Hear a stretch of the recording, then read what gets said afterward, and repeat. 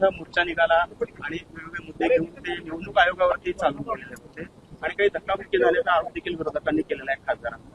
काय पहिल्यांदा तर या लोकांचा भारतीय संविधानावर आणि भारतीय न्याय व्यवस्थेवर विश्वास नाही.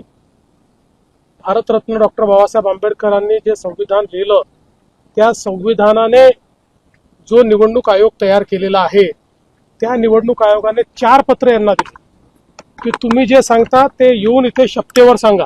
का हिंमत नाही यांची? का हे जात नाही तिथे? का पुरावे देत नाही? रोज खोटं बोलायचं आणि पळून जायचं. पळपुटे लोक आहेत, यांच्याजवळ काहीच नाही आहे.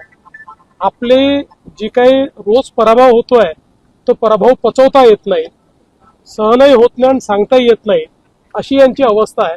म्हणून अशा प्रकारे ते वागतात. उद्धव ठाकरे असं म्हणाले की मुख्यमंत्री हे चोरांचे सरदार आहेत. आज त्यांनी वेगवेगळ्या मंत्र्यांच्या विरोधात निदर्शन राज्यभर केली आणि त्यावेळेस त्यांनी अशी कोणती टीका केली. असं आहे की आम्ही लोकांच्या प्रेमाची चोरी करतो, लोकांच्या मनाची चोरी करतो, म्हणून लोक आम्हाला मतदान करतात. आणि त्यांनी जनादेशाची चोरी केली होती.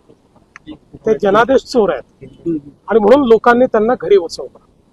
त्याच्यामुळे जनादेश चोरांनी लोकशाहीमध्ये कसं वागायचं आम्हाला शिकवावं यापेक्षा काय दुर्दैव आहे. बरं, ते जनादेश चोर आहेत आणि त्यांचे चेले चपाटे कफन चोर आहेत. ज्यांनी मुंबई महानगरपालिकेमध्ये कोविड घोटाळ्यात कफन खरेदीतही चोरी केली, त्यातही पैसा कमावला. आता कोणाचे सरदार म्हणायचं? उद्धवजींना कफन चोरांचा सरदार म्हणू?